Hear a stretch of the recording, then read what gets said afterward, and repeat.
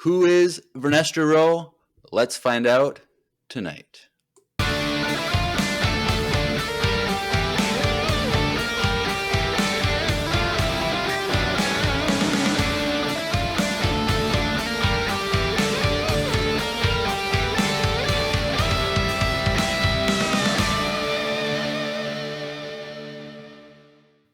Hey everyone, welcome back to another High Republic-tastic episode of Empire Radio. I'm Jeremiah.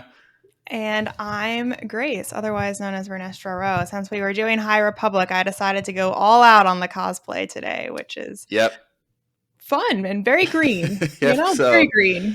If you're listening to the audio only right now, you're missing out on Grace cosplaying as Vernestra Rwoh. So that's exciting. So go check out the YouTube version if you want to see her green and purple hair. You really should check it out. And I wanted to ask Jeremiah, what is your opinion on green characters generally? Like, do you have any affinity for green characters either in Star Wars or other properties?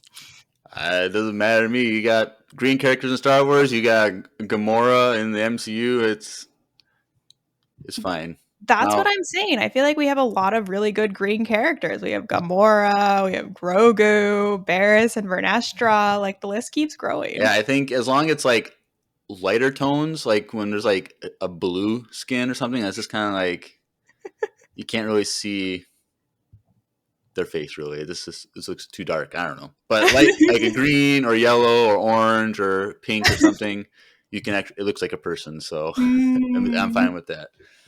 But we are here today, so this is a bonus episode, and this will be coming out May and towards the end of May. I forget the exact date, whatever. But we are doing this episode as a kind of like informative thing for the Acolyte series that's coming out in June. Because we saw in the Acolyte trailer that there's a character named Vernestra Rwoh who is a semi-big character in the High Republic books and comics.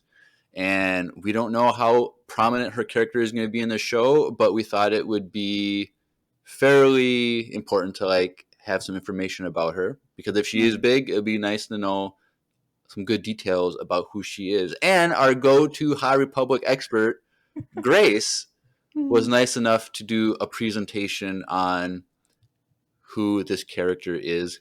And so I'm excited for this. And so if you don't know who this character is, well, you're going to get informed tonight. And so hopefully you'll enjoy the Acolyte version of this character more with this information in your head. And so I'm excited. But Grace, let us know kind of what you're going to be doing tonight, and then we can jump right in. Yeah, I mean, before I do that, I wanted to ask, like, what's your current level of excitement for the Acolyte, especially with the latest trailer? So I'm excited, but like it's one of those things where the trailer told us nothing. We don't really know much about it. Yeah. There's a lot of controversy on the internet about what the show is actually going to be about and if it's too political or not, but we don't know.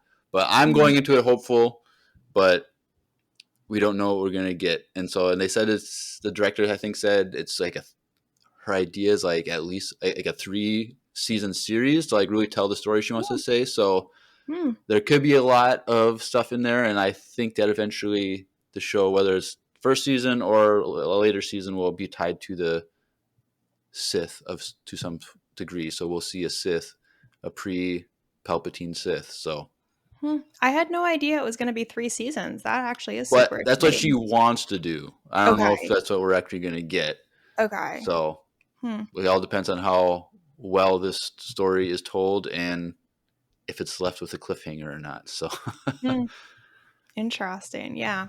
Well, I'm certainly excited, and I'm curious to see how they connect it to the books, because at this point there's just so much material that has been coming out of like the High Republic books and comics. I think it would be kind of a shame if this show just kind of stands apart from all of that. Yeah, I think they are now. Originally, when like they announced the High Republic thing in 2020, I think it was when they first announced it.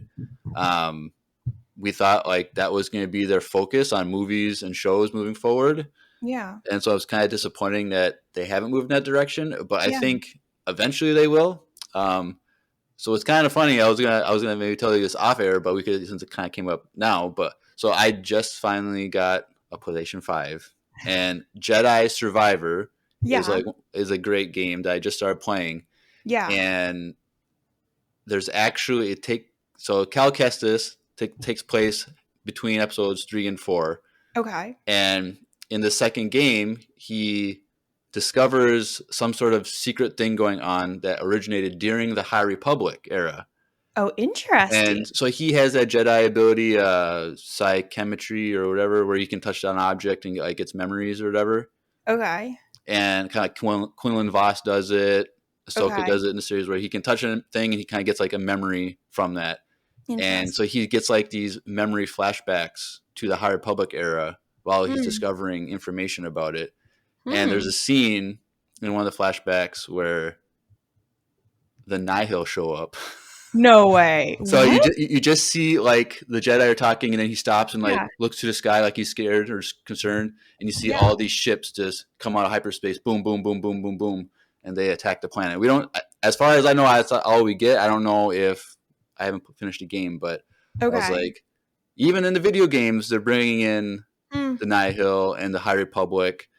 It's kind of weird that he refers to it as the High Republic, Hmm. like implying that he knows that the Jedi and the Republic are no longer as good as they used to be, and so he's calling it the High Republic, meaning it's not the High Republic when in Clone Wars. I don't know. It's kind of a Hmm. weird out of the body experience type of thing, Yeah. Yeah, you're right. but it's just interesting that they're still like pushing the High Republic era. So I'm hopeful that in the future we'll still get movies and shows in the High Republic because that'll be a lot of fun. Yeah, me too. Me too. All right. But yeah, jumping into Vernestra and what we're going to try to do here today. I thought I would start by just giving some like basic background about the character. We can discuss like why this podcast we're even doing it in the first place, stuff like that. And then I've prepared a list of like 10 best Vernestra moments from across the various books that she's in to help get a better sense of who she is in her as a character, who's important to her as far as other characters, what are her abilities as a Jedi, things like that. Because a cool thing about Vernestra is that she's actually in like probably the largest swath of the different High Republic materials across phases 1 and 3 of maybe any of the other Jedi. She's in a lot of the like younger reader books and then some of the like I forget the different categories they have, but like maybe the teen books as well. I just wrote a quick list of all of the books that she's in, and it's Light of the Jedi, Test of Courage, The Rising Storm, Race to Crash Point Tower, Out of the Shadows, Mission to Disaster, and then she's in the like short story collection, Tales of Light and Life, and she's also in like the latest, I think, again, like teen reader age group book, which is Defy the Storm. So I wonder if that, because she has so much content, that means that they're not going to focus on her in live action as much, or does that mean they are going to have her like in live action stuff in a show like more like prominent or something? Kind of interesting to see what they do in moving forward with her. yeah, it's interesting that they've picked her specifically as the connective tissue between the books and the show. Like, Right. I mean, maybe you'll have a better sense after I go through her big moments, but there's not a clear rationale for that decision as far as I can Right. tell. But she's a great character, so I'm Right. excited about it anyway. Hmm.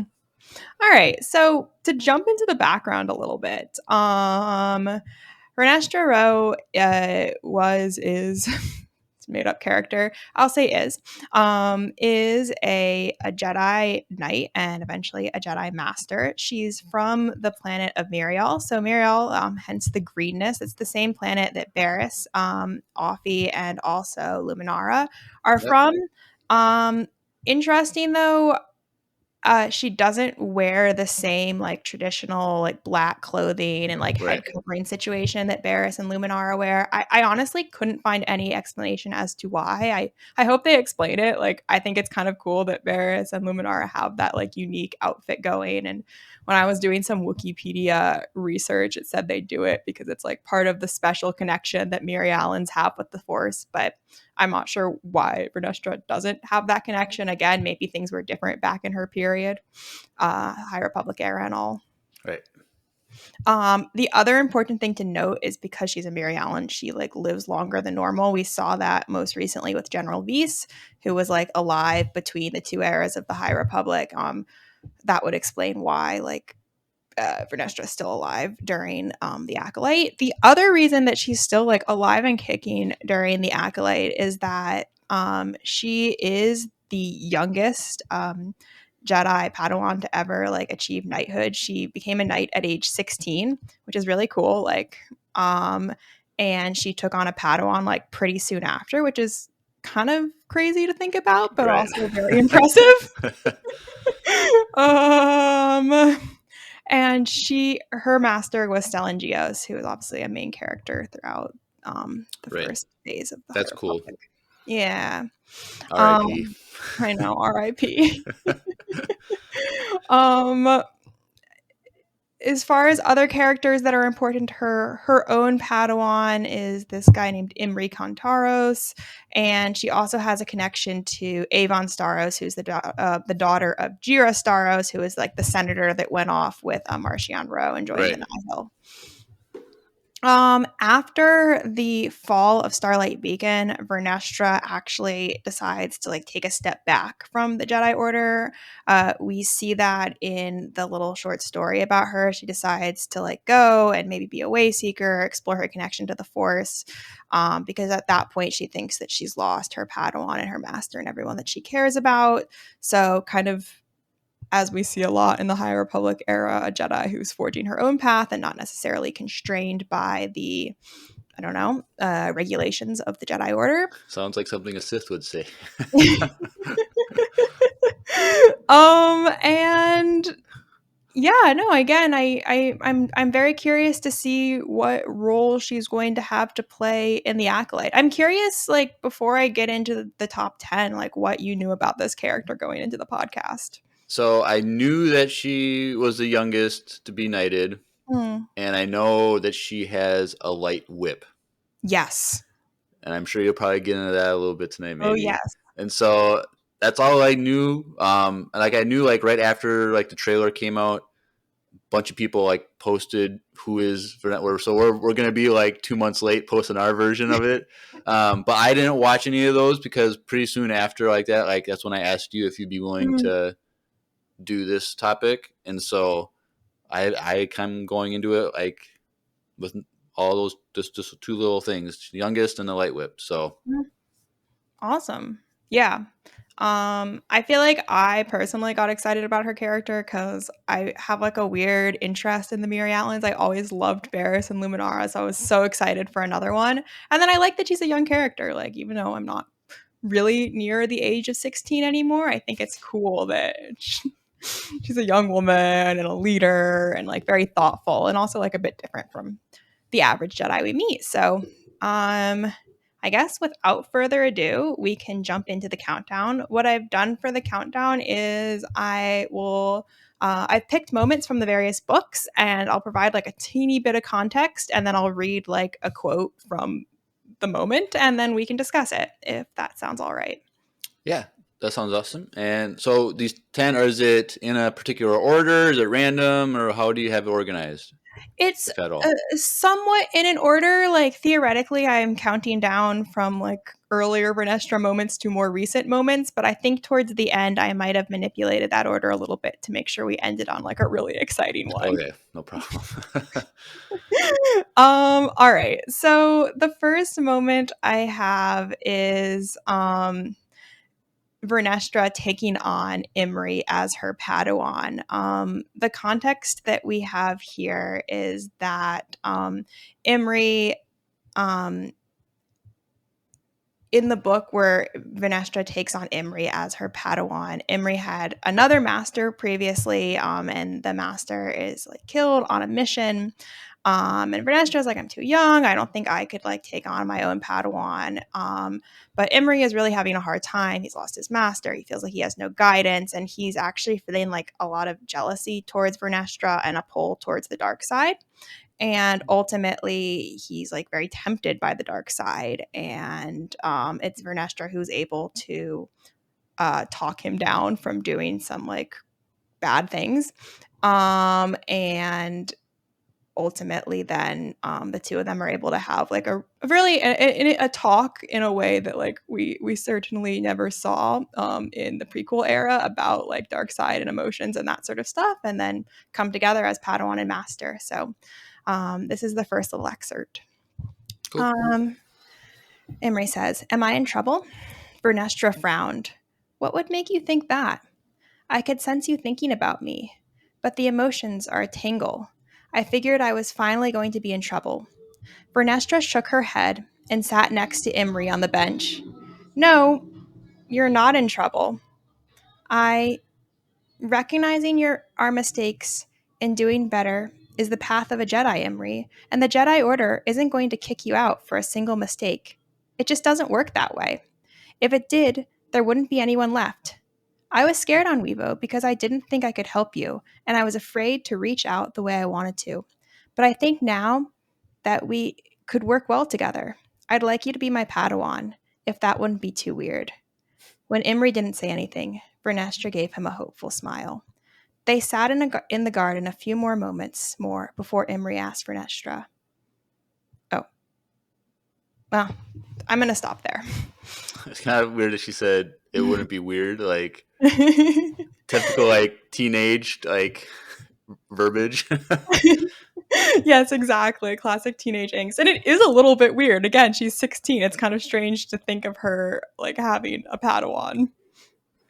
Yeah, it was interesting. She said you won't get kicked out for one mistake, but I'm trying to think, were the Jedi as gracious during like the Clone Wars era? Like, I don't know. Like, I'm trying to think how they were, because they're in the middle of a war, so like they couldn't like do disciplinary action, and so it's kind of interesting to think about. Yeah, I think that's why I picked this quote. It's like it felt like in the prequels and the Clone Wars era, like Anakin was convinced that for like a single mistake he would be kicked out. And to be fair, like some of his mistakes were pretty bad. Um but like getting married, like is that's not like such a significant mistake. And he was so convinced that he would be kicked out versus like this little conversation is implying that like actually, the Jedi Order, at least during the High Republic period, was much more understanding and willing to work with the flaws of its members, and maybe that's why it worked so much better. Right. All right. So that first quote was from the book A Test of Courage. I guess if you don't have anything else to say about that one, we can move to the next. For the Test of Courage, is that like what is the plot of that book? Like, is it just about this Padawan master relationship, or was it like another bigger story going on? No, it's about a bigger story. I mean, it's like a classic phase one story where Emery and Vernestra and some other characters that aren't really important here are off on a mission, and they encounter some nihil and they get stranded somewhere and they can't communicate with people, and they have to like get off this planet that they're stuck on and get back to the Jedi and inform them about the nihil attack. It's the plot wise, it's not like so significant to the larger phase one, as is the case with, I'd say, most of the younger reader books, but it's cute and it has some good character development. Right. Cool. Awesome. All right, so I'll go to the next moment, and it's the moment where we are first introduced to Vernestra's light whip. And I have a few different excerpts, but I guess I'll start with this one. As you alluded to at the start of our podcast, Vernestra uses a purple lightsaber, but her lightsaber is a little bit different, specifically that it can turn into a whip. And in this scene, basically, like it's in the same book, A Test of Courage. They're stuck in the forest. They're running away from some nihil, and they need to like cut through some weeds really fast. But Vernestra has never shown anyone the fact that she has this light whip, and she's not sure. Like she's worried about showing it because it's like different and not normal for Jedi, and she can feel Imri getting pulled to the dark side, and she's worried that like it will give him the wrong idea. So it's her thinking about that and thinking about a little bit like how she formed the light whip. And then and then I'll give you another little piece about her using it. All right. Okay. She had never shown anyone the modifications she'd made, and she was concerned because her lightsaber was more than it seemed. It was actually a light whip. Vernestra had never been too worried about anything before. As a child, she had gone to the temple when she was very young. Her family grew happy that they discovered her force sensitivity. For Miri Allens, being force sensitive was a cause for celebration. And she'd met other Miri Allens who had been so bold as to tell her what a great honor it was for her to be chosen by the Force to be a Jedi. When she'd awoken in the middle of the night after getting to Port Haley with an urgent driving need to modify her lightsaber into something strange, Vernestra had not questioned the feeling. And later, when she'd seen what her changes had done to her weapon, she had felt a certainty that it was what the Force had demanded. Vernestra didn't know why. The Force rarely gave explicit instructions, but now she wondered if the modifications had been for this moment. Imri, stand back, Vernestra said. They'd traveled far enough ahead of the others that there was no one else around to see what she was about to do, and some of Vernestra's anxiety drained away. I can do this faster, but I need you out of the way. Vern, what are you talking about? He asked, but still stepped back as she asked. Watch. Vernestra twisted the front ring on her lightsaber, and the single blade fractured and split before falling into a sinuous of strand of purple light. Vernestra swung the light whip so that the deadly beam cut through the growth in front of her, clearing the same path as she and Imri had been clearing in a fraction of the time. Wait, how did you figure out how to do that? Imri asked. He didn't sound judgmental about the unorthodox weapon, merely curious. Did you study one of the light weapon archives? No. The entire design came to me in the middle of the night a few weeks ago. I couldn't sleep until I finished the modification. Vernestra swung the whip in a horizontal figure eight, letting the bright violet blade work from the residual momentum. She started through the growth in front of her, clearing. Oh, I just read that. Um, she'd started training with the whip in secret, and even Master Douglas had not known of the modifications to her lightsaber. Imri was the first to see. Light whips are used by Night Sisters, she said. Vernestra turned to look at Imri out of the corner of her eye. She'd learned very early on that the whip required more attention and care than a lightsaber. One wrong move, and she could be slicing through one of her own limbs. During the Sith Wars, the Jedi also used light whips, Vernestra said, clearing the path and walking forward at a brisker pace. And then basically they just continue talking about it and cutting through the path. But That's interesting that she made it without instruction of like how to do it, which is interesting. yeah, Like, does it probably doesn't explain like how it works? not really.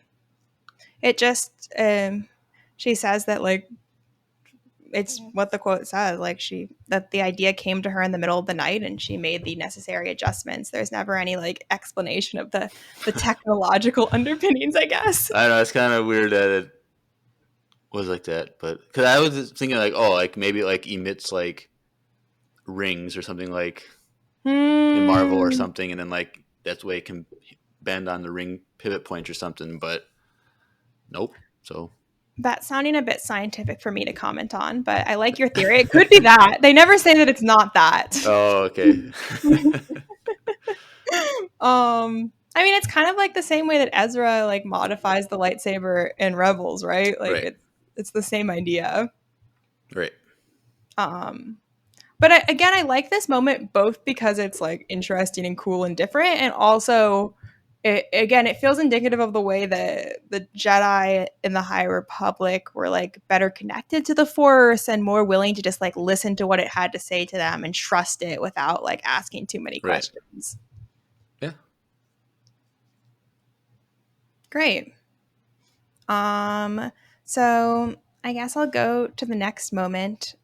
This is a moment which I feel like is indicative of Vernestra's fighting style, as well as her care for those in need and her like general attunement to the Force. It's from the short story collection. and the Tales of Light and Life. And the short story specifically that features Vernestra in that little collection is called The Force Provides. So I think I alluded to this earlier, but like in the short story collection, Vernestra is not doing super well. It's right after the fall of Starlight Beacon. She's very sad. She feels like she's lost her master, Stellan, which she has. She also hasn't heard from Imri or really like many of her other Jedi colleagues on Starlight Beacon. And she is traveling to this distant planet, trying to get away from it all, feeling very uncertain about herself, not very connected to the Force. And then she has this encounter. Vernestra closed her eyes and let the life all around her wash over her and through her, taking comfort in the sight of so many people at relative peace. She felt the danger a second later, her eyes snapping open as she tried to figure out where it was coming from. Then she saw a Duros man clutching a blaster. He approached from one of the hallways that led to the crew quarters and pulled his hand from his jacket to point a blaster right at the pregnant woman. Vernestra threw her hand open, sending the man reeling back and pinning him against a nearby bulkhead. Gasps went through the room, and before Vernestra could react, the pregnant woman grabbed the Togruta woman and held a vibro blade to her throat. Not so fast, Jedi. Let him go or I kill her. Vernestra looked from the Duros man to the Togruta woman and realized that he'd been aiming not for the pregnant human, but for the older woman. No matter. Vernestra threw the Duros man across the room, slamming him hard into a stack of crates. Before the human woman could move, Vernestra reached for her lightsaber, drawing it and powering it up. The human woman laughed. "What are you doing with that, Jedi?" she snarled. Vernestra said nothing, just twisted the bezel so that the blade transformed into a whip. Then her eyes locked on the human woman's. She flicked the hilt just so. The blade whispered over the hand holding the vibroblade, and the stink of burning skin filled the space. The human woman screamed and her hand fell to the deck of the ship, the wound cauterized. Vernestra calmly powered down the holster. Powered down and holstered her lightsaber. She wanted to feel sorry for the woman whose hand she'd just taken, but all she felt was tired. Interesting. Yeah. So, like, does it? I wonder, like, how much longer the whip is than the blade itself. Because it's like, if it's the same length, then you could just do the same thing. So I wonder, like, is it like add like an extra couple feet to it, or is it like super long? Because I feel like real whips that like professionals use, you know, like in the real world, like I feel like they're like 10 feet long or something like that. So I wonder how long the light blades are. Yeah, no, these are the important questions that I never once thought to ask when reading about this. I see what you're saying though. I assume it's longer, and I guess it's more flexible, right? You can't just like flick a lightsaber and cut somebody's hand off. Right. So I wonder if we're gonna see the saber in Acolyte, like as the whip. Like that would be cool. Like seeing her fight, and then like it just like close up on her hand. She goes click, and then like she starts doing like tricks with it, where she's like jumping in the circle and stuff. I don't know. They have to show it to us. I assume they have CGI that's good enough to make it look cool. Hopefully. Yeah. I feel like it would be like maybe they'll make us wait a little bit, but I didn't even think about that. That will look sick in live action. Right. It'll be like a Wonder Woman. I don't know if you watch the Wonder Woman movies, because she has the truth lasso of truth or whatever. So like when it's like a glowy whip, but like when if you're touching it, like you can only tell the truth. Yeah. But like it's that still like a glowing thing. So like I wonder how similar it would be to like that kind of lasso thing. But oh, cool. Yeah. Okay, if you could pick, would you prefer to have a light whip or a lightsaber, or like the stupid like light gun thing that Ezra has? You don't like his gun thing? Whatever. I shouldn't have inserted my own value judgment. The light gun thing. Well, I haven't seen the whip, so I don't know how long it is or how practical it is.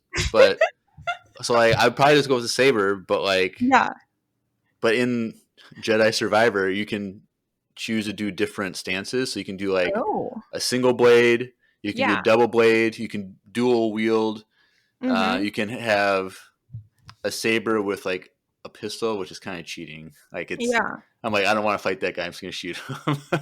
And then they have a crossguard single one. Hmm. So it's like messing around with different ones. But I think I have always kind of like preferred like a double, like a dual wield, two lightsabers, one in each hand, like Ahsoka. I think you can just do more with that. But I feel exactly the same way. I think the double lightsaber is the coolest for sure. and what color blade or blades would you I mean, want? I like the white blades. Like I think it's Oh, the white. coolest. Yeah. What color do you want? I I'm feel like we talked what about it. I'm all about a yellow. Yellow. I Okay. for some reason I just really like it. Like the temple guards have it.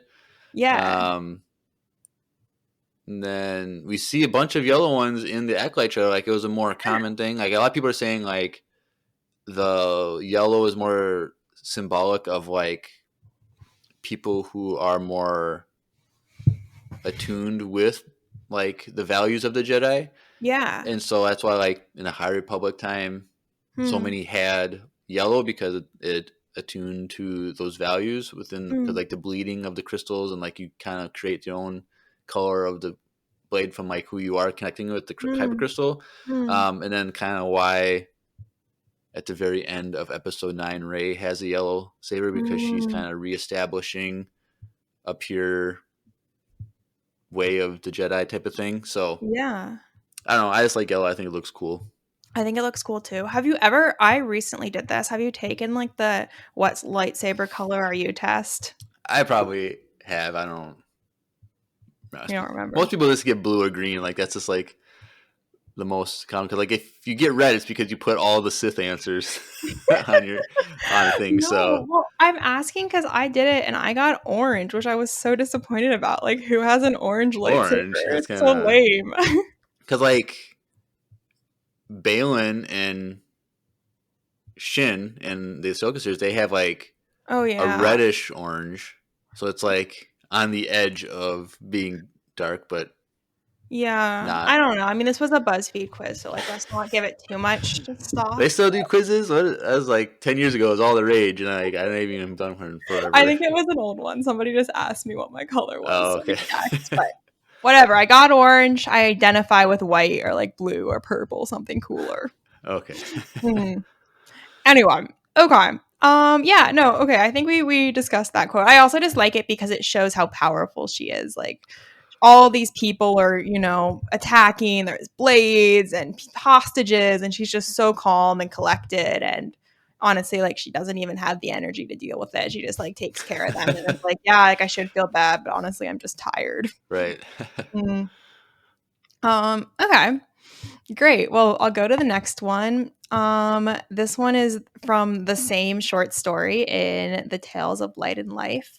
And it's talking more about it's like kind of right at the end of the story, and it's when she decides that like this little trip that she's on is going to be more of a permanent thing and she's going to make more of an official step away from the Jedi Order to like reflect and better connect to the Force.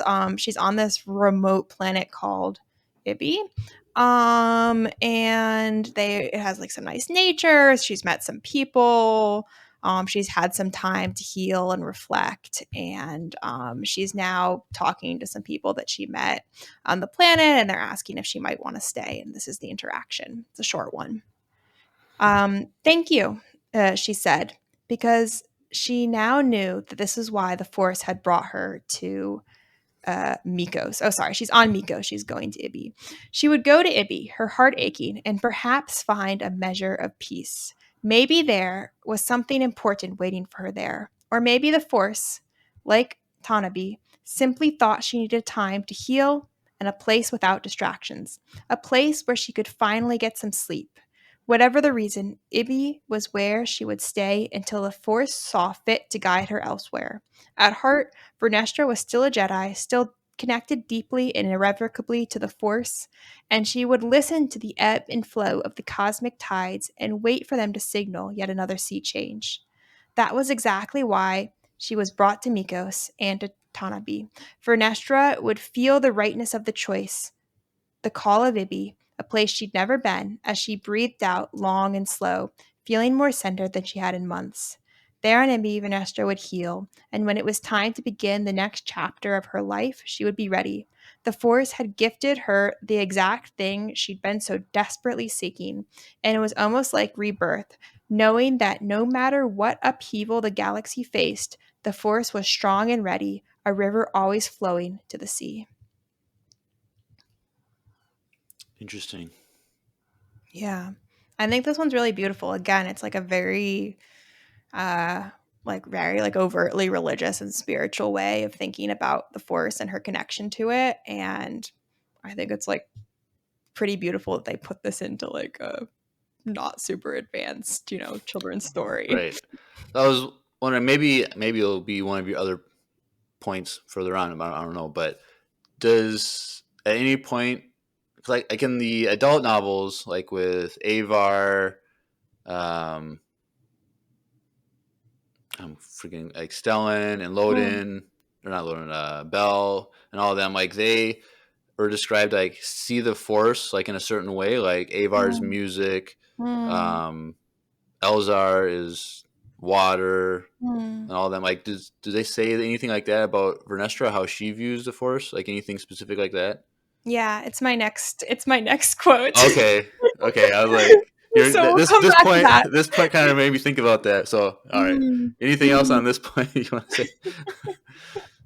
No, no, no. I mean, I again, like this is like the main theme I saw when putting together these different moments from Vernestra, but I also think we see this throughout the High Republic.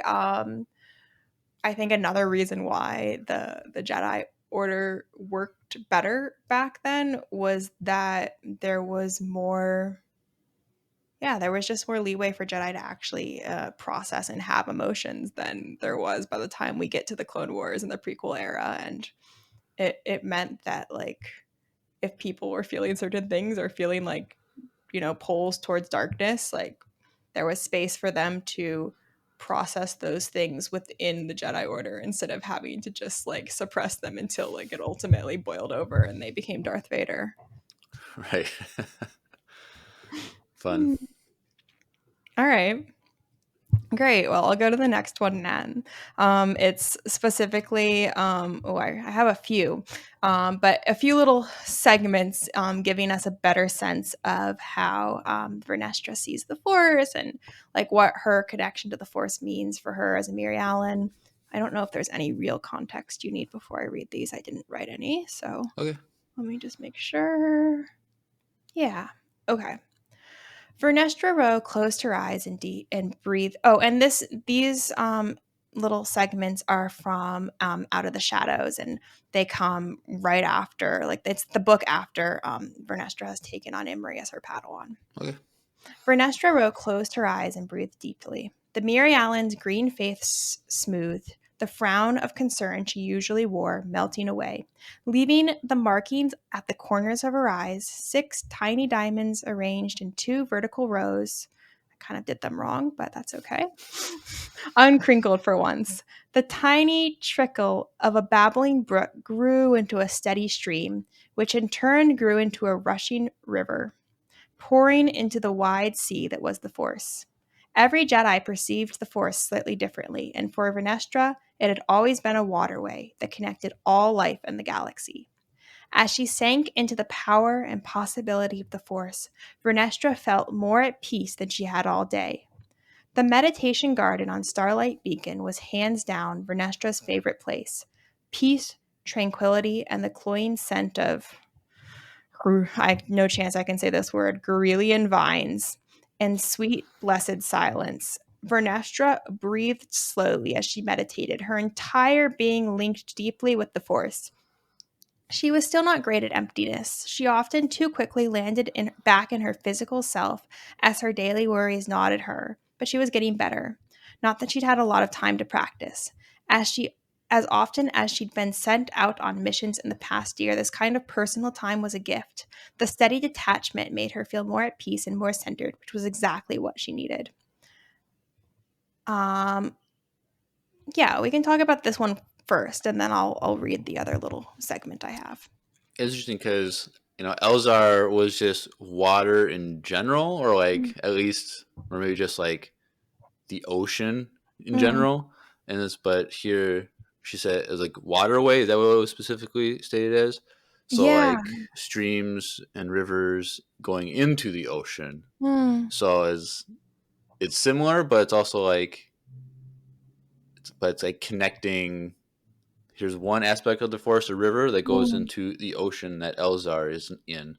So it's all Mm. still one force, one Mm. image. Mm. Yeah. And honestly, I'm not such a like literary or interpretation person. I hated English class, but now that you mention that, I feel like do you think there's something in it like the way that she sees water in the forest is a bit more like it's connective, it's organized, it's all flowing, and his because he's so like tumultuous is like an ocean and like big waves and a bit more unstable, which Probably is more there's representative of him as a person. there's probably more truth in than that we realize. And this is kind of cool that a few years ago, Yeah. when like must have been after the first book of the Light of the Jedi book, Hmm. like one of our fans asked us, how would we view the Force, and we did an Ooh. episode on that where we each gave our own thing. So I'm not gonna. So if you want to know what I think I would, how I'd view the Force, you gotta listen to that episode. No, just tell me. I'll still listen, maybe. um, it was kind of similar to like what I just described, where it was more like a open world map, Hmm. kind of like in like because like in Mm. video games, like that are open world, like you have like map, like you can't see everything until you like walk over that part of the map, Hmm. and so it's like an endless open world to like learn new things, but like you kind of see in the distance, it's like the graveyards and the Lion King. Like you don't want to go over there because that's the dark side. I'm more Hmm. safe over here with using this Hmm. stuff, and so kind of something like that, or whatever I described. But that was like 3 years ago. That was a long time ago. Oh, I love that though. It's super cool. Hmm. Yep. Interesting. How would you view the Force? Yeah. I don't feel like I have enough time to come up with a sufficiently cool answer, but my gut instinct is maybe like a puzzle. I feel like in day-to-day life, like when I'm organizing a schedule or writing something or like doing a foreign language, I often think of it in terms of puzzles. So I guess it would make sense for me to connect to the force in the same way, like different being able to visualize different pieces of the world around me and like emotions and good and bad and figuring out the way to put them together in like the most efficient and effective way possible. Interesting. Do you like puzzles in real life, like real puzzles? No, in real No, life, I hate puzzles. Oh, really? they're the worst. They're so boring. It's like, why am I doing this? It's a waste of time. Oh, come on. They're fun. Like Oh, sometimes if like someone's like a few or like a month ago or something, I went to my yeah, brother's house for yeah, whatever, and they had a big puzzle right on their thing. I was looking at it. I saw one piece, put it yeah. in, and like I did my part. Oh, what sort of puzzle was it? It was like a bunch of like birds or something. I don't know. So like I was Yeah. like, that looks like a bird Yeah. cheek, and I just put the cheek on the bird or something like that. Oh, yeah, no, that's good. I don't have the patience, but my whole family loves them, so it's similar. Whenever I'm at home, they have some like giant puzzle Oh, going, and really? yeah, oh yeah, That's but I interesting never that you help. don't like it. I know my mom. She's always doing puzzles because my Mhm. parents are retired and they live in the middle of the woods in the middle of nowhere. Um, but yeah, it's kind of okay. This is a side note because I just brought it up. But Yeah, my my mom yeah, sent me a video last week yeah. of a giant black bear eating their bird feeder. Oh my god. Is it normal for your parents to see bears? That's Yeah. terrifying. Okay. And so then she's just filming and she knocks on the window and the Yeah. bear just takes the bird feeder and runs off into the woods. And then you hear my dad in the background like, you can eat the seed, just leave the leave the bird feeder, but But it didn't listen. it didn't listen. But yeah. But while she's not when she's not yelling at bears, she's probably doing a puzzle in her retirement. Have you ever come face to face with a bear when you're visiting them? No. Okay, that's good. Because I've bears never are supposed seen to be dangerous, right? Like, Yeah, but like Black bears, if they're by them, I think by themselves, like they get scared pretty easily. But like if Okay. you run into like a mama bear with cubs, then you're Yeah. kind of screwed. So there's that. But whatever. Wow. Yeah, I my parents just have puzzles, no bears. I really can't compete with that. Right. What about other sorts of puzzles? What is your take on like, I don't know, like Wordle or crossword puzzles and all those other things that Well, people like to play? crossword puzzles I couldn't do. Wordle I No. used to play every day. I used to like have go to like I'd play the same words Okay. until like because like I was like, all right, I want to get my first four Yeah. words have to have all no repeat letters. So like all the vowels Okay. would be used and like Okay. all the main consonants. And usually by 3 or 4 words in, I got most of the letters because it's like you're Yeah. most likely not going to have a Q or a Z or an X. So, Hmm. but I haven't played in a long time. I was like, this is boring. Yeah. Again, I don't have the patience. I'd like to be a person who does crosswords, and then I look at it and I'm like, oh gosh, I've never been able to complete a Sudoku. no, I don't even like. I see people doing them in class. Like I'm sitting in lecture, and the guy in front of me is playing Sudoku, and I'm like, "Ah, I wish I I was that smart." I have friends at church, like Hmm. a married couple, and as they're like sitting in bed together at night, like they're doing crossword puzzle and they race each other. Like they're Oh super my smart. god! Like Yeah, the wife was on Jeopardy once. Like they're cool. super smart and like they just do crossword puzzles for fun and race each other. I'm like nerds. I don't know. Yeah, nerds, but like also couple goals. I respect that. It's very wholesome. Mm. Yeah, Mm. Okay, but anyway, back to Vanessa. I'm so sorry. that's fine.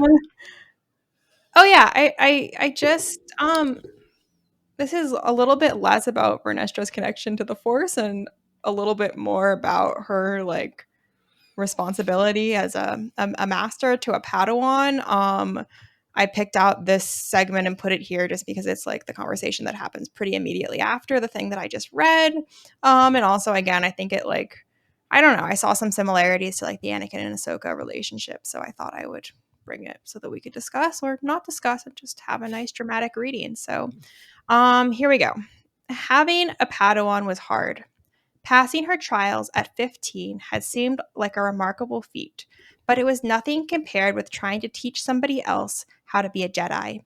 At 16, Vernestra had taken her first Padawan learner, and a year later, she still struggled under the responsibility of teaching another Jedi, especially someone as unconsciously connected to everyone around him as Imri Canteros. A veritable empath, Emry was able to sense the slightest shift in the moods of those around him, including his master. When Vernestra had taken Imri as her Padawan, it had been because she felt like she'd let him down when they'd been stranded on Wevo. Imri had been mourning his previous master, and Vernestra had missed the telltale signs of grief, of all the anger and doubt that could blossom in such a fertile emotion. She thought she could help him be a more self assured and Jedi and show him that he could be a Jedi if he worked hard and followed the Force. Teaching was a cornerstone of the order, and sharing of knowledge nearly as important as protecting life. Vernestra thought that taking a Padawan would be easy, a natural extension of her Jedi abilities. But then she goes on to say that it was not easy. Um, yeah, so I thought this was a good quote. I especially liked the parts about like Vernestra feeling guilty that she'd missed the signs of grief and like talking about the connections between grief and anger and like doubt because I that actually reminded me of like Anakin and Obi-Wan, the fact that like Obi-Wan like totally did just miss those signs or like chose to miss them and like didn't address them in any ways with Anakin. Right. And then yeah, like I liked that we get to see Vernestra reflecting on like what it means to be a teacher because as much as we get like a ton of the what it looks like for Anakin and Ahsoka to have the Master Padawan relationship, we never like get to go inside their heads and hear like what the process was like for them. So I guess that's the cool thing about a book character is that we get to hear what they're thinking about the challenges that they're experiencing. Yeah, because like Obi-Wan didn't want to train Anakin, Mm-hmm. and like Like, we don't really know. Like, okay, we know here that Vernestra was the youngest, but like Mm. Obi-Wan was still a Padawan. He was like what, 25 or something like that in Yeah. Episode 1. Yeah. So like I don't know if that was common that Jedi were that old when they got knighted, but Mm. like if he wasn't wanting or ready to like train a Jedi, like I could just imagine like someone 16 years old would make it even worse. Yeah. I mean, like, what Because were you it's doing just at like fewer 16? experiences. Like, Yeah. like Obi-Wan at 25 had way more experience in the field, as one would Mm. say, like Mm. doing stuff as a Jedi, where Mm. Vernestra didn't. Like, maybe maybe it's another point you have later on, but like, did it say anywhere why she excelled so fast? Like, why she like it's just she was just that talented? Yeah, she was just naturally really gifted, and Stellan like saw that she was gifted and figured like there was no reason for her to be like held back by the like general tendency of people to do their Jedi Knight trials like later in life. He thought she was ready and put her up to the test, and she passed.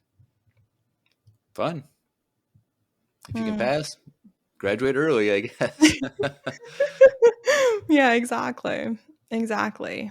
No, but I think you're right.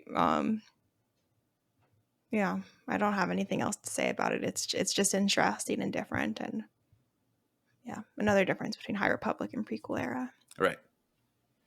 All right, well, that was number 5. So, All right, cool. Well, if you are a Jedi and you have to take mhm, on a Padawan and you're mhm, contemplating whether or not you want to do it or not, sometimes you just need to sit down with a hot beverage to help it's you true. calm yourself, Mm, think about the Force, meditate. And there's mm. no better way to do that than with Wesley Andrews Coffee and Tea out of Minneapolis, Minnesota, who is our sponsor for today. So let's take a Mm. listen to that break. Hey everyone, Andrew here. I'm pleased to tell you that the sponsor of today's episode is Wesley Andrews Coffee and Tea. If you don't know anything about Wesley Andrews, you definitely should. They're an award-winning coffee roaster and shop in Minneapolis, Minnesota, and they make fantastic coffee. The awesome thing is that whether you live in the Twin Cities or not, you can get their coffee beans delivered straight to your door by ordering them online. They even have a subscription service that ensures you never run out of amazing coffee. If you've been looking for some new coffee to try or a way to elevate your normal coffee routine, now's your chance. Head over to wesleyandrews.cc, use the code EMPIRERADIO, that's with a capital E and a capital R with no space at checkout, to get 15% off your first purchase of any bags of coffee or a coffee subscription. I can't think of a better deal. Get 15% off some great coffee, support a small business, and support your favorite Star Wars podcast. In the words of Emperor Palpatine, do it.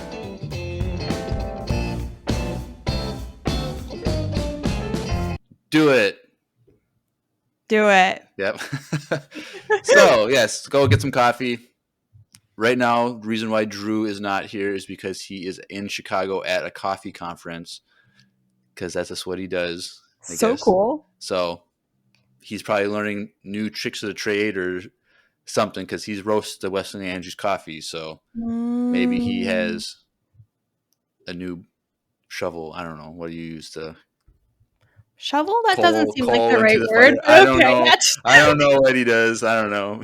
Are they roasting their coffee using coal? I hope I don't not. know. Burn it. I don't know. I Sounds don't know what carcinogenic. that's actually something I don't know. Like, what is their heat source for roasting coffee Yeah, I beans? don't know either. I Yeah. don't know. I'll have to ask him. Okay. Yeah, please. I'm curious. I'll listen to the next pod to get Okay, that insight. cool.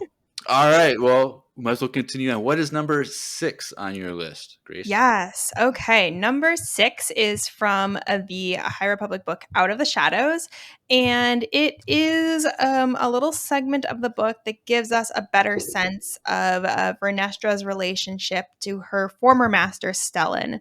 I've also picked 2 little segments for this. I honestly couldn't find like a ton. There isn't a lot of interaction with them among the various books. I think it's like a relationship that was kind of like neglected, but there's a little bit. And this gives us a sense of how they interact and how Vernestra sees her master. There's not really any context we need for this first longer segment, and then I'll provide some context before we read the second one. All right. Okay, so Vernestra. Hello, Vernestra called through the screen. It didn't seem like anyone was actually on the other end. Vernestra! Master Stellan Geos leaned into the frame, and Vernestra's face split into a grin. I'm sorry. I think I underestimated how long it would take to connect to Starlight. Master Stellan, did you stop trimming your beard? I did. Well, I mostly just haven't had the chance. I've been so busy. This is like happening right after he takes over as being in charge of Starlight, or like he's on the Jedi Council. Like it's after the attack on Valo. Okay. He rubbed his face and smiled ruefully as he contemplated the hair dusting his cheeks and chin. Master Stellan reminded Vernestra of Wreath, and that wasn't just because all humans looked the same, but rather because they had the same pale skin and brown hair. But where Wreath slouched and avoided notice, Master Stellan strode into a room and fairly demanded someone give him a leadership position. He had always had a way of taking charge and had always awed Vernestra and made her proud to be his Padawan. Unkempt looks good on you, Master Stellan, Vernestra said, with a smile. You look just like that human hero from one of the adventure hollows, Frontier's Peril. The older Jedi laughed. Between you and me, I mostly grew it so I would look more dignified. The Jedi Council is a very serious business. Then his expression sobered. How are you doing in the aftermath of Valo? I think the attack on the Republic Fair has impacted us all, but that was the last time we saw one another, and I was sorry we didn't get to catch up after the counter-assault. After the Nihil had murdered thousands on Valo, the Jedi had assailed the Nihil stronghold on Greasall, scattering the Jedi. And severely limiting their abilities to wreak havoc. Now, a combination of Jedi and Republic forces was waging battle after battle across the galaxy. I'm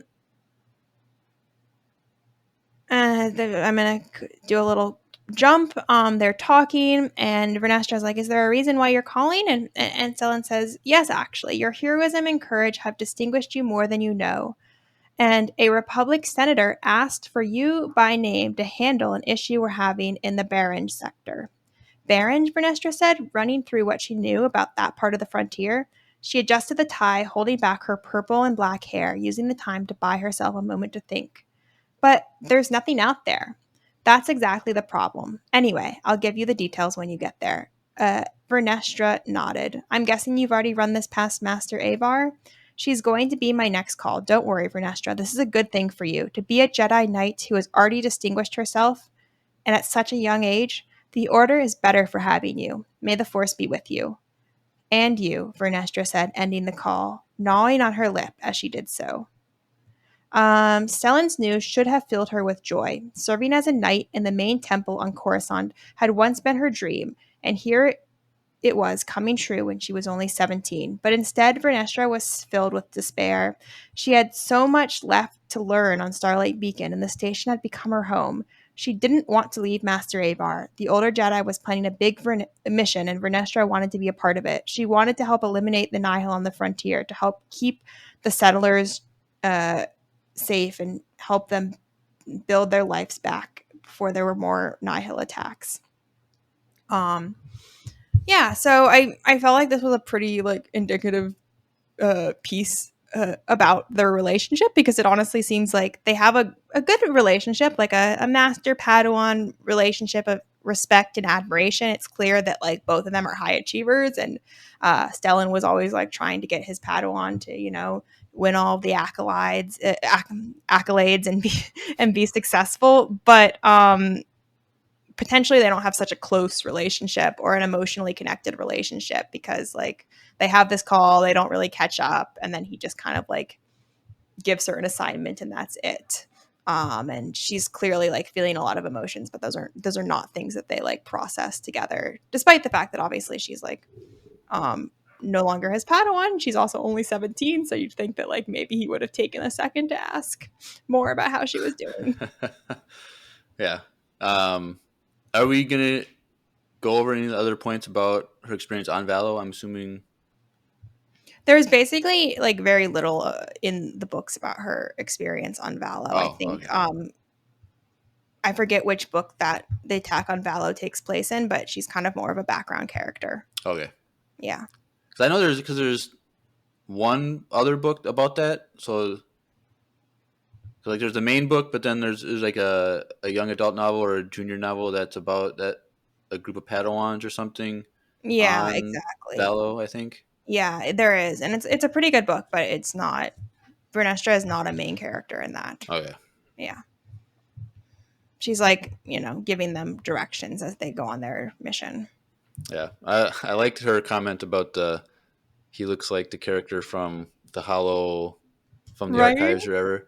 Because I was just thinking like from the Ahsoka series, like Ahsoka talks to Hu Yang Hmm. about like the history of the galaxy, like and Hmm. how she like hearing those stories and stuff. So like, I wonder if like that's part of the history of the galaxy, like teachings of like here's like these legendary whatever people, and kind of interesting to think about. They should get a Tales of the Ancient Heroes of the Jedi or something for a series. Oh, I love that. So fun. Let's give us a Wow. High Republic animated show. Like, just give me that. That Yes. like with Clone Wars animation, like just do that. Like, Yes. No, 100%. They need to make all these books into some sort of media content because like whatever. I'm realistic about the fact that people are not reading them at the same level that people might like if they were shows or movies, right? right. But I just don't think like they're never going to do an adaptation of a book or comic. Like it is this is the way the world works, which is unfortunate. Like I think the whole like High Republic adult novels, like that story, I think it'd be so much better if they just made that like a movie trilogy or like a TV Yeah. series live action. Like it would be so cool because it'd be so fresh that people would watch it because you don't need to know anything else about Star Wars. You can start fresh. Mm-hmm. It's completely new, but whatever. And you have the prequel book, so there's like a built-in prequel storyline. It's like whatever. I think it's an IP win. I think they will do it. It will just maybe like be in a few more years when they're really desperate for money. Oh, that's Disney. They're not desperate. They're always there's so much. Well, they said something like they've profited $10 billion or something since they've bought it for $4 billion. So Wow. I don't Crazy. I don't think they're struggling for cash. It's true. They probably aren't. And we keep throwing money at them. So whatever. I know. I just give them more and more of my money. Ridiculous. um okay, so the other segment I took that shows a bit more about the relationship between Vernestra and Stellan is at the very end of this story. Like, they've been off doing their various missions. And Vernestra's been having these strange visions, which I'm going to get into in my next two bits. So, like, don't be alarmed if those are alluded to but not explained. Like, she hasn't really seen Master Stalin, but he's, in the main adult novels we know, been like fighting the Nihil and taking on more responsibility and like feuding with Avar. And when she finally sees him, like she can tell that all of the responsibility is taking a toll. And she's showing him this puzzle box it's funny that we were talking about puzzles earlier. This puzzle box that she found on the frontier. I honestly like don't fully remember why it was important. It wasn't that important, but it had some clue to some other thing related to the Nihil, probably. Vernestra had a strange sense of knowing and not knowing the man standing before her. The Stellan she had known as a Padawan had been thoughtful and approachable. The Stellan wore his mantle his mantle of office like a burden. As he studied the puzzle box, she took in the dark circles under Stellan's eyes and the fact that his tunic hung on him looser than usual, an indicator of lost weight. Master Stellan, are you well? Stellan startled from his perusal of the puzzle box and gave her a wan smile. I have been better, that is for certain. But don't worry, I am well. May the force be with you, Vernestra said, stifling a yawn. Oh no, sorry.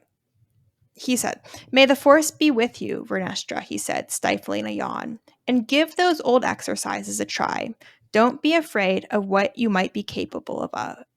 We have learned in the past year that there is much we still don't know about hyperspace. Vernestra left Master Stellan's office without another word, but she knew she wouldn't be trying any more hyperspace forced nonsense, not now, not ever. Ever since the events on TK had been unavoidable, but whatever the voice wanted would have to wait. She didn't have any time for side quests, and there was no way she was going to practice those silly hyperspace navigation exercises Stellan loved. That was something she had indulged as a Padawan, but not something she was interested in doing now. Some things were best left in the past. So what are the exercises? Like, what were they doing? Yeah, so we're gonna get a bit more into it in the next segments, but basically, like Vernestra, like her other like defining characteristic, I would say, is her ability to like have these visions when she's in hyperspace, kind of like prophetic visions. She sees things that are going to happen, or she's able to like transport her consciousness to other parts of the galaxy or connect with people in other parts of the galaxy, and it's this ability, a bit like the light whip, that was kind of like it was scary to her. It was scary to the other Jedi, but Master Stellan was always pushing her to connect more fully with it because he saw it as a way that she could distinguish herself and be more powerful. And here we're just getting a bit more of a sense of like her unease about using those powers, and also like her maybe disagreement with approach to being a Jedi that she has compared to her master. Interesting. Kind of sounds a little similar to Avar in the first book of how she can connect Jedi together, and I feel like she should go on a retreat with Avar. But hey, how do I do this consciousness transfer thing and connect with? Because like Avar did it, like when they were like doing that main, trying to slow down that thing, like Jedi from all around the galaxy were doing it together, and they weren't even, so they were like light years away, like on their side of the galaxy, connecting, trying to stop this object. So I feel like she should talk to Avar about that. I love that. I had forgotten. I mean, I knew that Avar had that power, but I'd forgotten how cool that moment was in the first book. You're right. Cool. Okay.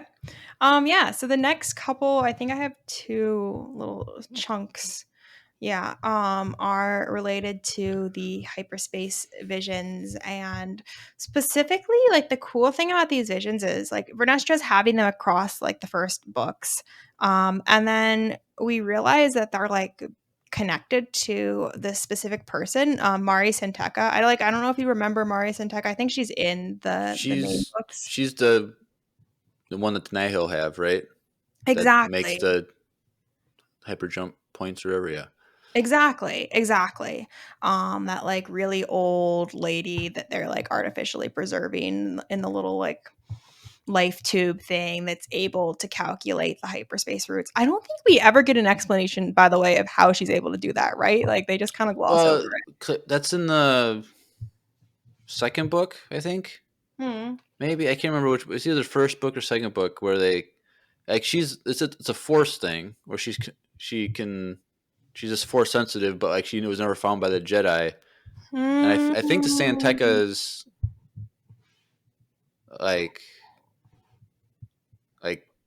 purpose like knew that she was force sensitive, but they kept her from being taken by a Jedi or something like that, so that they could use that, because the Santecas were one of the people, like they were like leading the way in like hyperspace travel technology and making paths and stuff like that. If I remember correctly,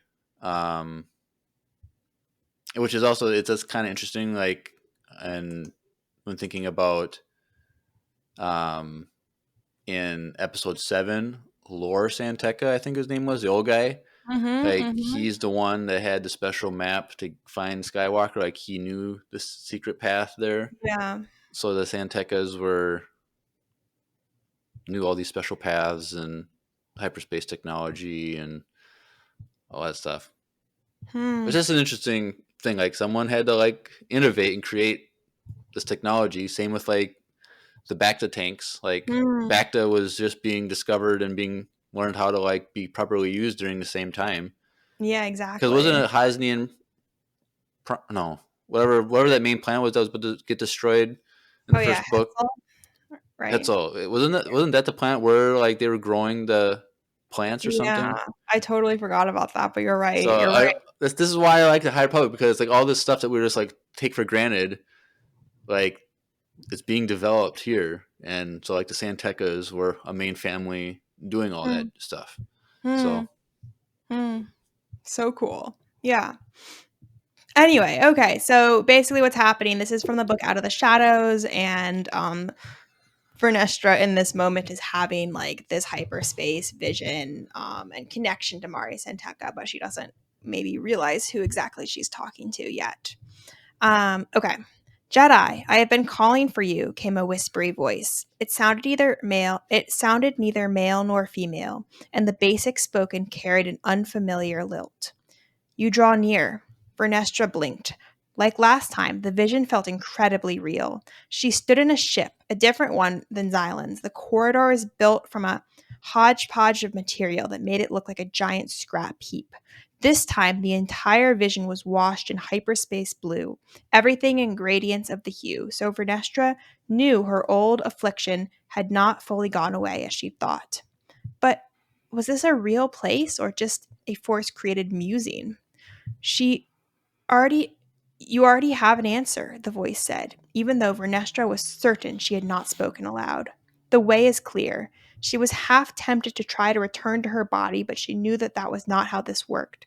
She would have to fully embrace the vision before it would release her, and she could only hope that that would be before anyone found her body. You called me, Vernestra said into the empty corridor. Show yourself.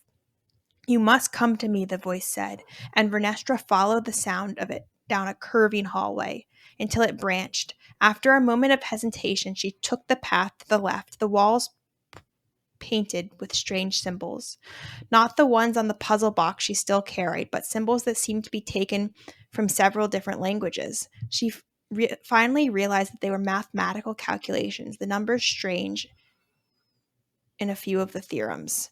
But what purpose did they serve? So close, my child, the voice said. So close.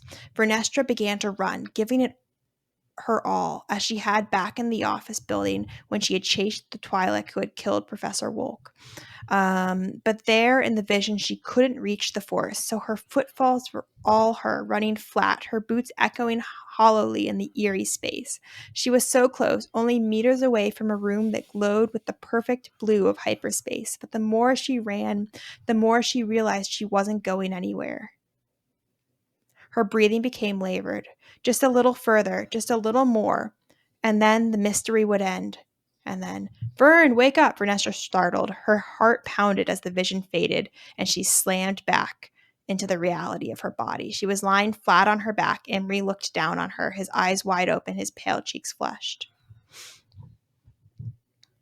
Weird.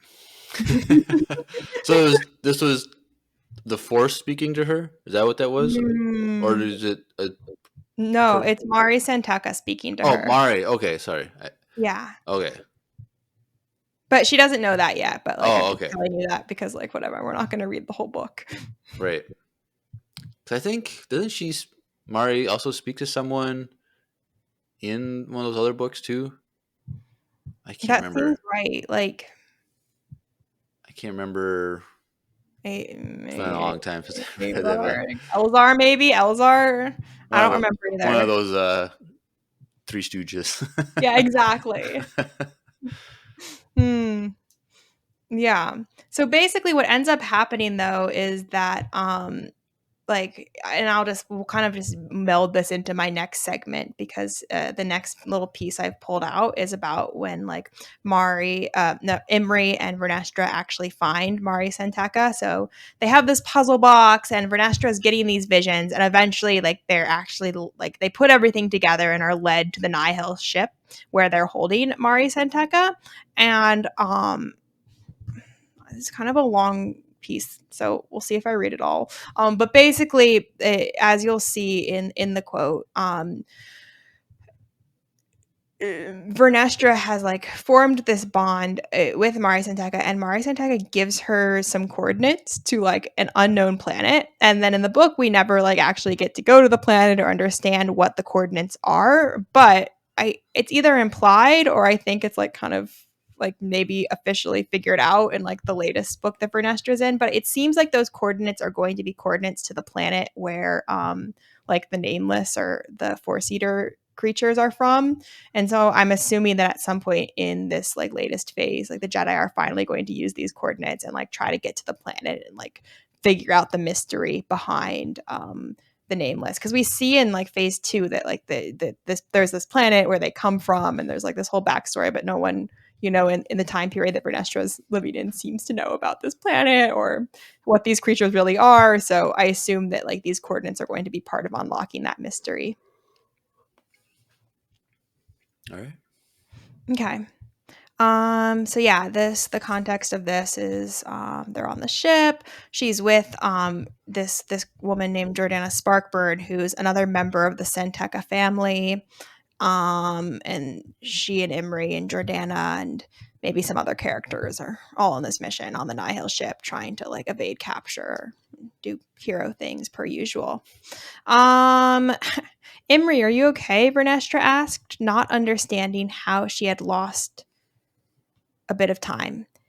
Yes, but she isn't, he said, nodding toward the old woman lying in a medical pod.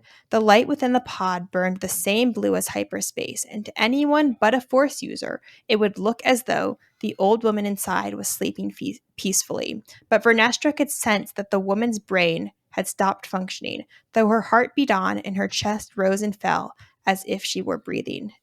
What is that? Imri asked, voice choked with a combination of pity and disgust.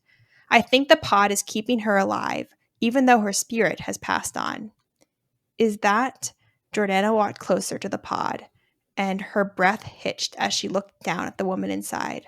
Is that Mari Santeca? She whispered. Who is Mari Santeca? Vernestra asked, coming to stand next to Jordana. She was a girl who went missing. They say she helped turn my family's tide of loss and pain into profit towards the end of the hyperspace rush, but that her parents paid for our good fortune in heartbreak, Jordana said. She would have been my distant cousin. Gone traveling, the whispery voice from Vernestra's vision had said. It was curious. Vernestra could see the old woman in the pod speaking to her, but she sensed that this body had no occupant, as though the woman's spirit had departed in death but somehow refused to fully abandon her flesh. I had a vision of her, Vernestra said. She said she had something for me. Yes, the voice said, we must hurry. I have a gift for you. One last path before I pass on. It was always meant to be you. The memory was fresh and gave Vernestra the odd sensation that she was talking to a dead woman. Vernestra, can you hear her? Jordana asked. No, it's just a memory of my vision, Vernestra said. So, at least you know your visions are of true things sometimes, Imri said. This place makes me uneasy. We should get out of here. Okay. And then the situation continues, and eventually she does like get the path coordinates from Mari and uses the puzzle box. Exciting. Kind of think just thinking about she's dead, Yeah. being kept alive. That like she says her spirit passed on, but like the Force is still connected to the body and doing its thing, which is just because she gets. Does Markian Rwoh kill her? Mari Santeca. Yeah, I actually think that. or is she ended up dying. Like we get her death, right? Like so, like this would take place. I don't know. I can't remember. I'm trying to figure out where it takes place, like in that story, because like I know she's like I remember like Markian would talk to her and she would talk back, so she was still like alive and coherent, but like she was always like super exhausted and still being kept alive. So like I wonder like I can't remember if she dies in that, and so then this would be before that.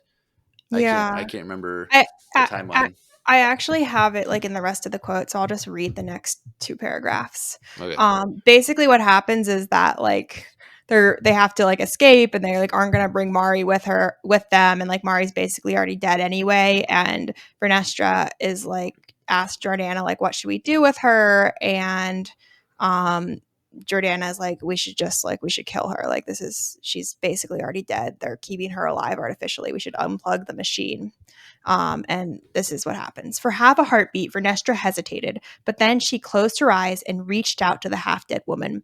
The woman reached back, the connection like and unlike a force bond. For a moment, nothing happened, and then Vernestra began to see flashes of the old woman's life. A childhood spent on an idyllic planet, her first trip through hyperspace, and then something different. The blue of hyperspace seeming less random and more deliberate, diverting and flowing in the same way Vernestra perceived the force. A rushing, branching, fluid thing that could be charted and mapped and explored. And then Vernestra saw it, the path, a proper thing to be named and followed and remembered. Vernestra felt the memory of it being carved on her mind. No matter what happened, she would know how to get there, the place beyond the edge of the galaxy, a place where no living thing should go, and no one had gone for a very, very long time. And then Vernestra was alone, all by herself, and the presence of the old woman was fading, retreating across a distance where Vernestra could not follow. But the path to that far-off place was within Vernestra, and she finally understood why Master Stellan had been so enraptured with the idea of Vernestra's hyperspace visions. Traversing hyperspace the same way a Jedi traveled through the Force was a difficult thing to do. And this frail old woman had spent a lifetime making her way across the hidden paths of the galaxy, a talent exploited by the Nihil in all the worst ways. Thank you, Vernestra said, placing her hand against the glass of the medical pod. As the woman inside collapsed in on herself, there was no longer the dual perception of a woman, of her body and her spirit. There was only her corpse, long dead, the physical form that had kept her prisoner until she could offer up one last path to Vernestra. R.I.P. It's kind of sad. Yeah, it's super grim. But so that's how she dies, and also like a little bit more insight into how Vernestra like connects with her and gets this mysterious path through the force, and also like a cool little bit about more about how Vernestra's force powers work. I had forgotten about that. So since we talked about it so much earlier, I'm glad we read it out loud. Right. Very interesting stuff. And Stellan was right the whole time. Keep up your exercises. Oh, I feel like I'm a bit of a Stellan hater, but yeah, I guess he was right. I don't know. I feel like of the three, he's the least interesting. But he was like the picture of the Jedi, like the ideal Jedi, and everyone loved him. And yeah, I feel like that's why I don't love him, because he's basic. But he put in work on Valo though. He was that scene when he's pushing like the gas back and like trying to keep like the Togruta Queen alive. Like that scene was really cool when he's trying to keep him alive. Yeah, and then when he's he's holding Lena So, right? Oh yeah, when she gets her leg cut off or something and she's laying there. I thought she died in that scene, but no. They should have just had her be dead. Like, it's not like we were so connected to her. It would have been fine. It would have been cooler though. Like, well, not cool, but like better story that Nihil killed the Supreme Chancellor of the galaxy.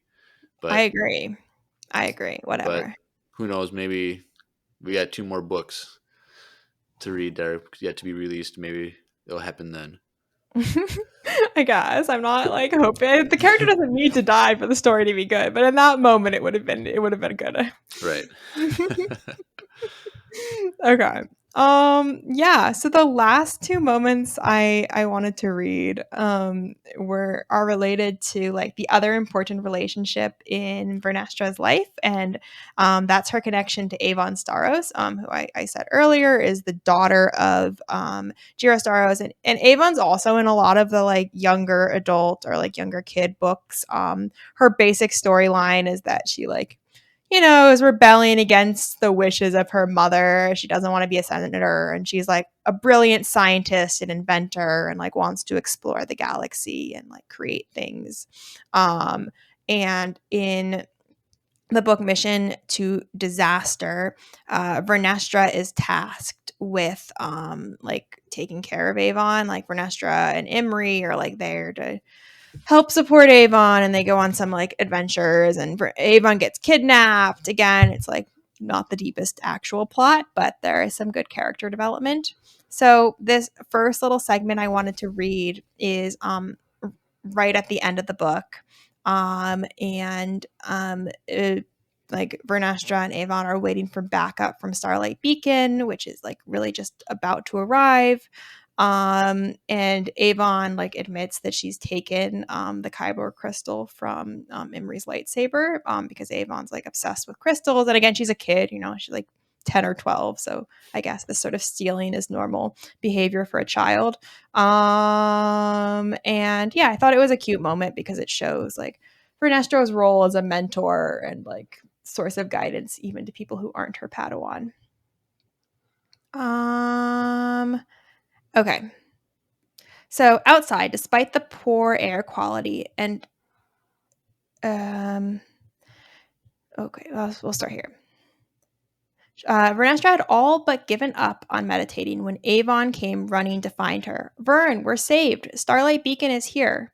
Vernestra wasn't sure what Avon meant, but when the girl handed her the macro binoculars she held, Vernestra raised the device to the sky and she could see it. There, glimmering in the sky just past the ash that clogged the air and burned lungs, was none other than Starlight Beacon, being towed by a number of much smaller ships, all of them working together to bring relief to Dalna. I think that the Halcyon is in front, Avon said as Vernestra handed the macro binoculars back. I've heard they have an interesting hyperdrive arrangement, and I hope we get a chance to take a tour. Trust Avon to be more interested in the mechanics of a ship than her own rescue. Does everyone know the station has arrived? Vernestra asked, just as people began to pour out of the emergency shelters scattered around the island. We're saved, came far off shouts, followed by a chorus of cheers. Avon smiled. I think they know, she said, running off. Vernestra remained there as she sat on the grass and watched the scene unfold around her. People who had been bickering and crying and mourning the loss of their planet now cheered and hugged one another, and a light feeling passed through Vernestra, the weight of the past few days finally lifting from her. Vernestra smiled. Oops. Good job, Imri, she said, because she had no doubt it was her Padawan who had helped make sure just such a thing happened. The rescue progressed rather quickly after that. Starlight Beacon coordinated a series of shuttles, and people were ferried from the shelters on Hansabel Island to Starlight Beacon, and the Jedi and Republic officials working quickly to get people off the planet. It still took nearly 2 days to get everyone to safety. Vernestra and the other Jedi waited until everyone else had departed before finding themselves spots on the last few transports, Avon and J6 coming along with them. As they flew, the droid plugged in to recharge, leaving Avon and Vernestra alone in their teeny corner of the ship. The girl was quiet, and Vernestra patted her lightly on the hand. None of this is your fault, Avon, she said, and the girl shook her head. It is, though. The crystals that Dr. Macampa used for her machine, they were based off of this. Avon pulled a crystal from her pocket, and Vernestra didn't recognize it at first. This was from Imri's lightsaber. I took it after it got broken on Wevo. I think maybe I shouldn't have it. I understand now that what you used to say about how there were some things that aren't for me. I think this is one of them. Oh, Avon, Vernestra said. She didn't have the words to make this girl feel better, to soothe the maelstrom of emotions she could sense within her. That was work Avon had to do herself. Hold on to it and give it back to Imri when we get to Starlight Beacon. He's going to be excited to see you, and I think this is something you should tell him yourself, Avon nodded and slipped the Kyber back into her pocket. The rest of the short ride passed in silence, each of them deep within their own thoughts. Interesting. Yeah. I think it's interesting. I think it's kind of weird how in the main adult books, like we've had a lot of Jira, but like not so many references to Avon. So I'm curious if there's ever going to be any crossover because she is kind of like a main character in the majority of the other books. So given that it seems like Jira is going to have a more important role to play in the rest of Phase 3, and it'll be interesting to see what happens with Yeah, because I that. think I do remember them mentioning like she has a kid that she Hmm. wants to get back to, Yeah. which sucks because she's stuck on one side of the storm wall. Hmm. But it'll be interesting to see how both their stories, if they're going to see each other again, ever again. So Hmm. Yeah, especially because it seems like Jira has pretty much chosen like the wrong side of the war. So I'm not super optimistic it's going to be a happy ending or reunion. I think at the end of the fourth book, I think she's kind of like, because she's so in the fourth book, she's super conflicted and she realized she's made a bad decision. But doesn't like some other Nihil person like walk past her and say, "There's more of us that aren't liking what's going on" or something, to Yeah, hint that like she's gonna kind of like do some undercover feel like a coup sort of situation. scheming. Mm. Yeah, but I almost feel like her regret is she's feeling regret about the fact that she like chose the less powerful side and like now is not able to be in a powerful position herself. Not that like she's Maybe, made a bad choice. She maybe, doesn't seem particularly remorseful to me. right? But we'll see how it plays out. Yeah, I guess we will. Okay, so yeah, the last little chunk I have is also related to Avon. It has some light whip action, and it just generally shows like another cute example of Vernestra being a cool Jedi that cares about others and especially cares about the people in her life.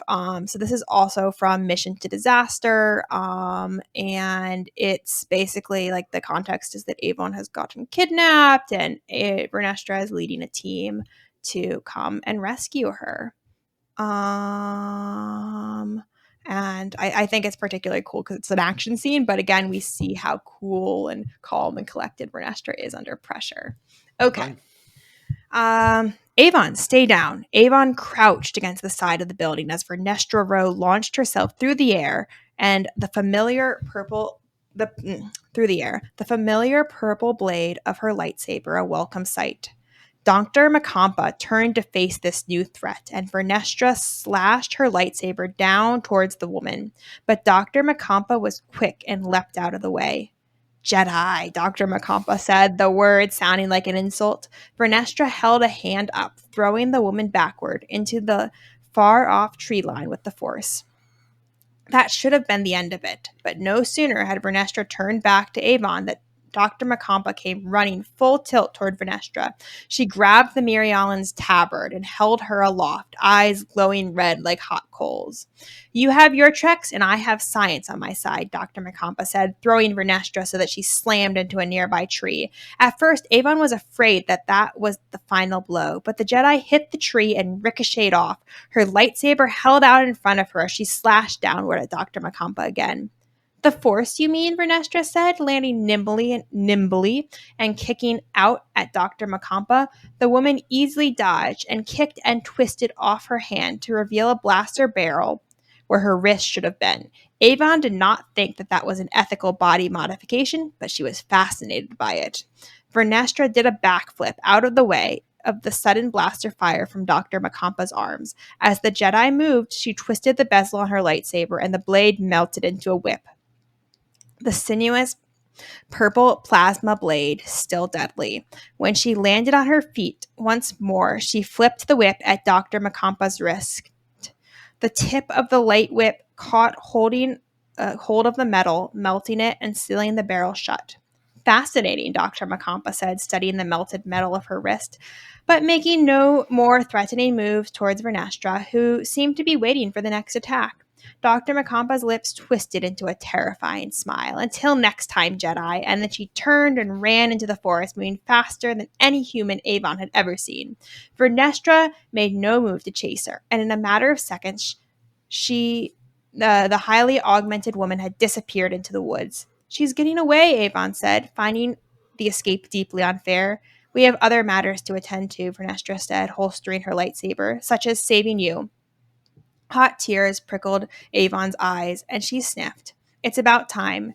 You're at least a day late past my calculations. I'm glad you're safe as well, Avon, Vernestra said, wrapping her up in a big hug.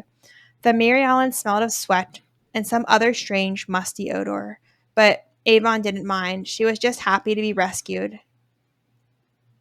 We'll end there.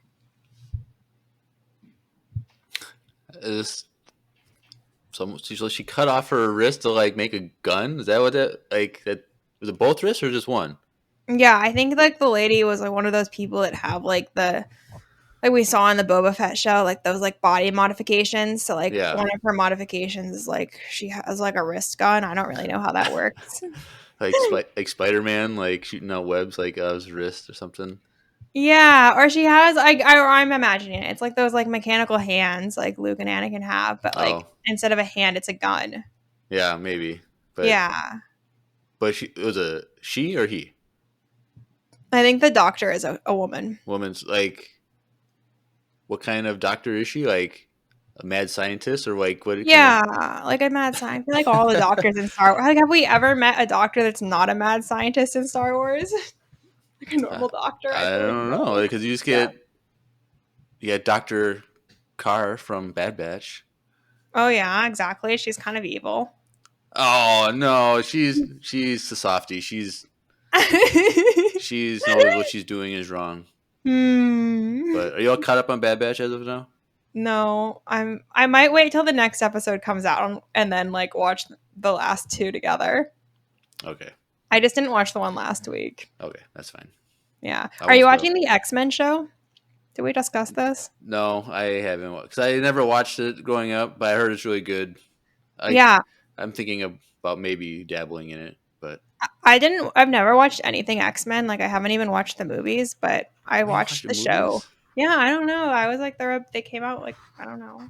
When I was younger. I like the X-Men movies. Some of them are okay, but some of them are really good. Like the original trilogy, I like the newer trilogy that they did. That was pretty good. The Wolverine,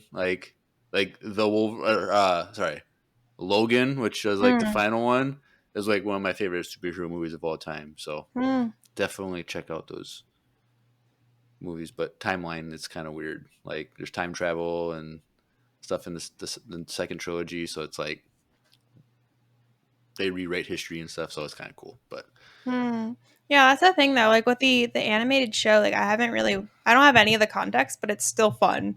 Yeah, and the episodes are short, so I don't feel like I'm committing a ton when I'm watching it. Yeah, and I know it's a continuation of the show from the 90s, which is also on Disney Plus. So I'll probably do the original one first and then the new one. But sounds like you're doing an ad for Disney Plus. I don't feel like they need pay me money, Disney Plus. We can put a little commercial for you right here. Let me know. I'll help negotiate the contract. Perfect. We'll use your lawyer skills. Exactly. Watch out, Disney. I'm coming for you. Yeah, so I don't know if you have anything else you want to say about the quote, about Vernestra. That was basically the last moment. We've touched all of her unique characteristics. We've gone over her important relationships. I feel like you guys are really up to speed when it comes to her as a character and her ethos and mentality and lifestyle. I guess the one thing that I was wondering because her Padawan dies on Starlight Beacon, right? In the end, it's a bit of a spoiler for what is the book called? I have it written down for the High Republic Defy the Storm, which is like the latest young adult novel. But basically, it turns out he's not actually dead; he's still alive, and he's like hiding out with Avon. So, like, is there any like story of Vernestra's like reaction to like learning that he died? Yeah. Well, the like short story collection, Tales of Light and Life, like that, it's like a very sad story with Vernestra. I read 2 like little bits from it, but basically like she thinks he's dead in that, and is like processing that grief, and then like in the latest book, about half the book is spent like trying to get back to Imri and with Avon, and then eventually they reunite, and after they reunite, like Imri decide like Vernestra like makes Imri a Jedi Knight, and they decide to go their separate ways because they're like he decides that he doesn't want to fight anymore, and he wants to be like a healer, not like a battle Jedi. And she's still trying to figure out her connection to the Jedi and the Force. So that's kind of how their story ends. I didn't want to put any quotes from that book just because I think it came out a couple weeks ago. So I wanted to give people a chance to read it. Okay. Spoiler alert for everyone listening. Yeah. So then, like, does that mean there's still going to be more books with Vernestra in it then? Like, that's going to even connect it to Acolyte even more? Like, fill in more stuff? Like, I wonder, we might have to have Vernestra Rwoh Part 2, maybe, eventually, to see the more story between the latest what you've said here and then the Acolyte. But yeah, I mean, that's the crazy thing, right? Like, what I think in an interview they said she's going to be like 115 in the Acolyte, and she's literally like, what, 18 by the time we are currently leaving her off in the book. So we have 100 years unaccounted for, not to mention that her story within phase 3 is very much not finished. She finishes Defy the Storm, that book, like still a bit uncertain about her path and her connection to the Jedi and her connection to Imri and like everything else. And so I assume that in the coming books in phase 3, we're going to get more of her and like maybe some version of a completion of her story. But then like, she's a good character for Star Wars to keep mining because like she's going to live through this huge period. So I wouldn't be surprised if we get like a Vernestra standalone book or show or comic or something like that. Cool. Well, I'm excited to learn more about her and from that, and as well as Acolyte. Like, we don't know how prominent her story is, but like she was featured in the trailer. And like they had a little blurb about her on StarWars.com, like when the trailer came out. So she might have like a semi-important role. It'll be cool to see her, and I hope we see that light whip. Yeah, me too. And I really hope they give you that explanation you're looking for. I mean, like we need all the science. How does it work? How long is it? How is it cooler than a lightsaber? Star Wars, if you're listening. I feel like in like on lightsabers, like the length of the blade is adjustable. Like, and so like we never see them like adjust it, but like everyone adjusts it to like the length that they like there's to be at. Like Yoda can't have a 6-foot blade because he's only like 2 feet tall. So yeah, you're right. Which is interesting.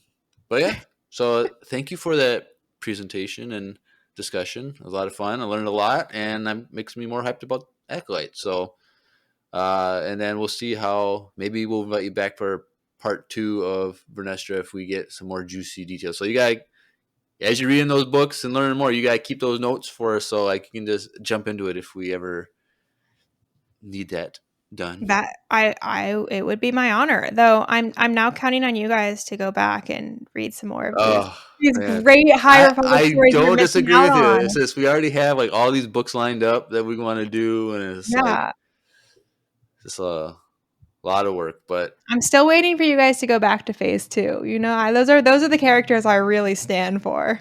Because there's 2 adult novels from that phase. Just 2. Are they connected or are they separate? They're connected. So they're like part 1, part 2. Yeah, and then there's like 2 young adult novels, but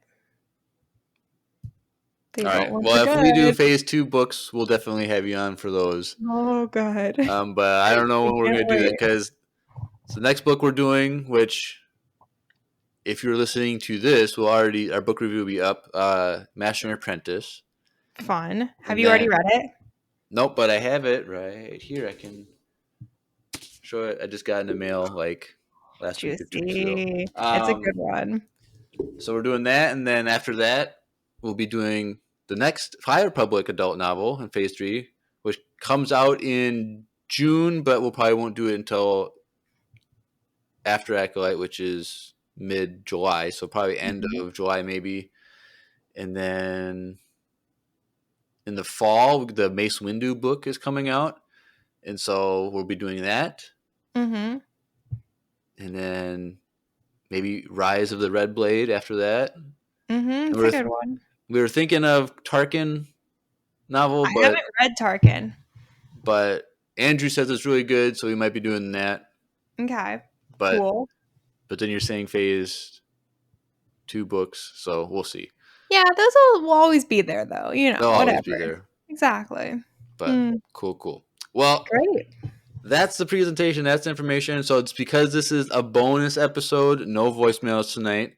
You'll be getting those voicemails for the Comics with Grace Part 2, which is coming out in a few days from now after this podcast is being posted. So look forward to that presentation, doing some Vader comics for that. So get excited for that. Maybe I'll come to those as Dr. Aphra. We'll see. You could. I think my Dr. Aphra costume is potentially like, I'm not sure where it is, but if it's in the same place as I am right now, I will wear it for the the podcast. Are you going to be in Chicago at the end of May? I'm.